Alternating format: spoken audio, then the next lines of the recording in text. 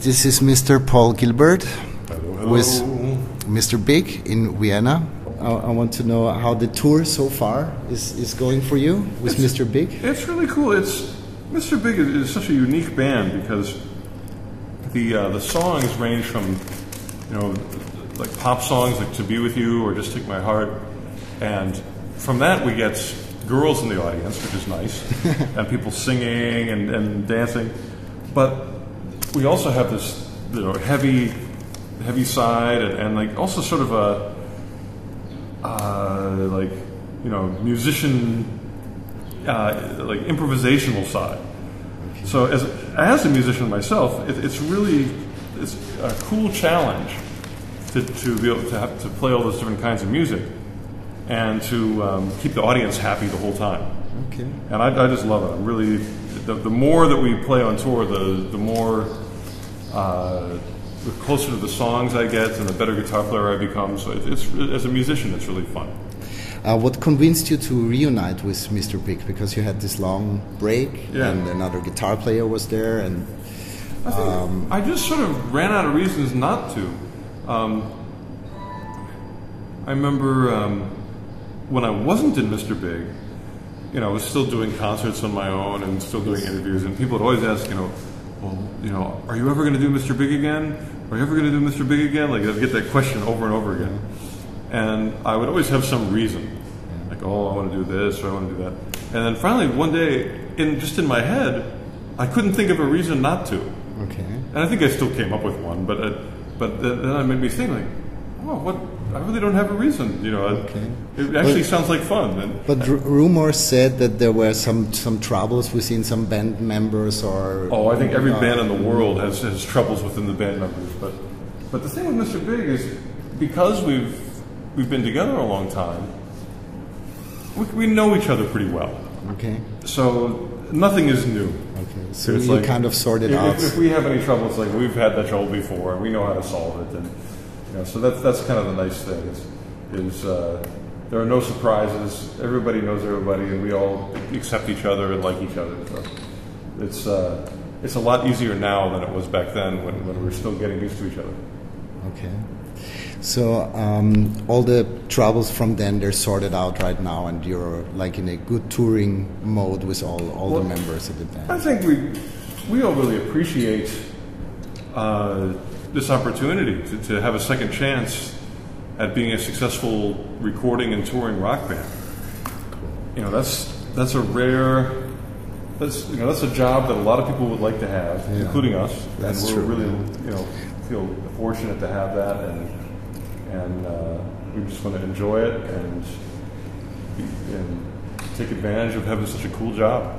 Yeah, cool. Just a short one. Maybe you don't want to talk about it, but any issues with Richie Kotzen? Was he asked to reunite with Mr. Big, or not at all? It wasn't. I mean, I sort of thought of it after, but I think to all of us, our first instinct was that we wanted to have the original band.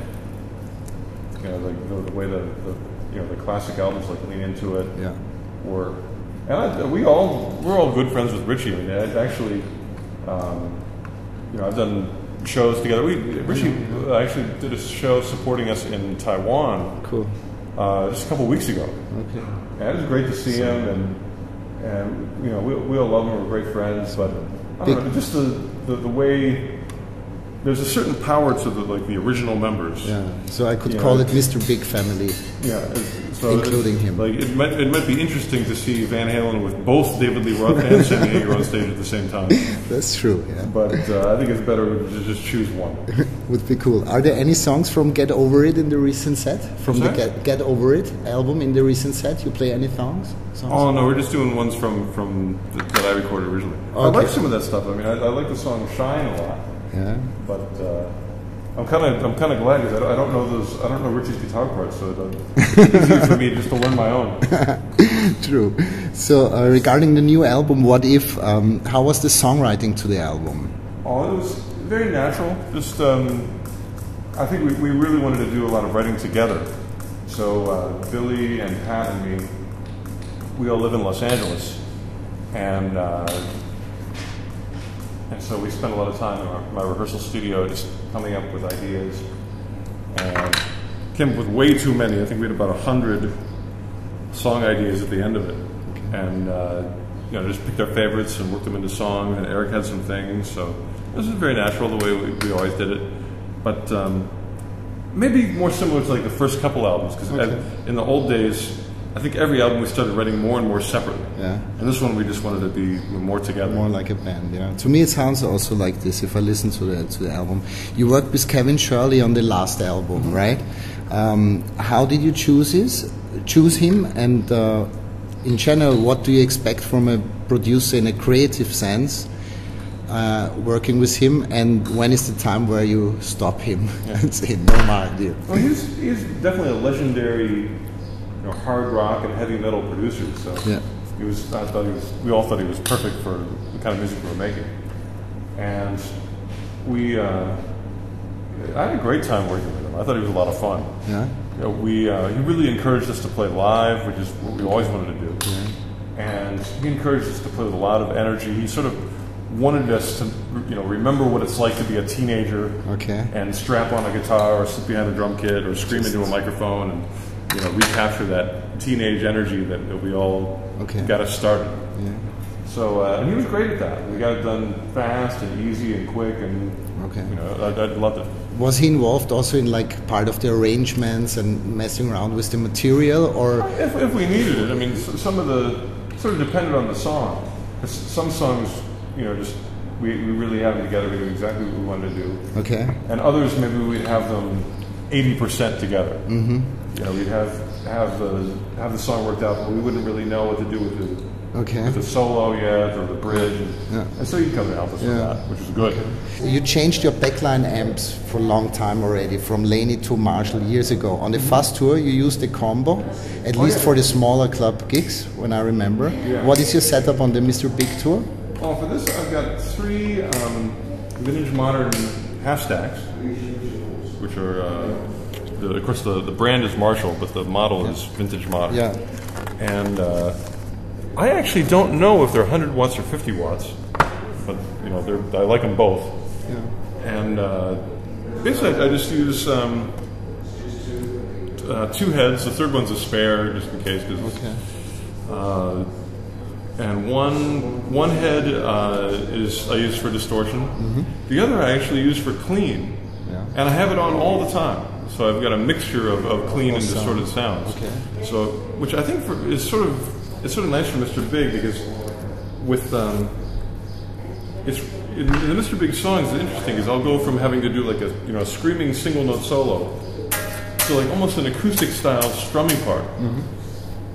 And if you do like a big chord and strum it through a distorted amp, it can get kind of ugly. Okay. So that's why I like to have the clean amp so both those things come out. Yeah. Lots of people wonder about you using the headphones, the big one, instead of the small in-ears. Are there any benefits to it, or is it just because you like the look and it looks cool? I think they sound better, and if I want to take them off, they're really easy to take off. Or if you want to take in-ears out, you have to sort of struggle with it, and then they're hard to put back in. Yeah. And it's funny, I bought a pair of in-ears, and there's a little clip in back that's supposed to hold the wire. Yeah. But mine, for some reason, the clip doesn't work. Okay. And it's the most frustrating thing is the wire gets all tangled, and so every time I try them, I just want to kill the person because they're expensive. Who came up with the Beatles tribute thing you did with Mike Courtney in February? Oh, well, actually, I'd done that with him before. Probably, when was that? About 8 years ago or 7 years ago? We did a similar thing. Yeah. And so we just did it again. But Mike is basically he's sort of the organizer. Almost final question. If you do Racer X stuff from back then, why is Bruce not part of it? Oh, I think, we asked him to do it, and most of the time he didn't want to. Okay. He was, for a while he kind of retired from guitar. And I think he's playing again now, because I ended up, having him come on my G3 tour and a tour of Japan. But in the Racer X days, like when we reformed, I mean, we were still good friends because he actually he was your engineered student. and mixed one of the albums. He mixed Superheroes. Okay. So he was there in the studio with us, but he just wasn't in the mood to play at the time. A typical day on tour, when you're traveling, do you still find time to play the guitar? Right? Oh, Since yeah, you're on the bus. That's one of my favorite things about traveling. Yeah. When I'm home, there's never time. Okay. Because, then you have to fix the house or do some errands, but on tour there's a lot more time. So that's one of the things I really like about it is backstage I can, and it's very inspiring too because I know that whatever I'm practicing, I can try it out that night. That's true. So I'm thinking about the songs and thinking about what I'm going to do that night. Cool. So thank you so much for the interview. Oh, you're welcome. Yeah. No problem. Thank you.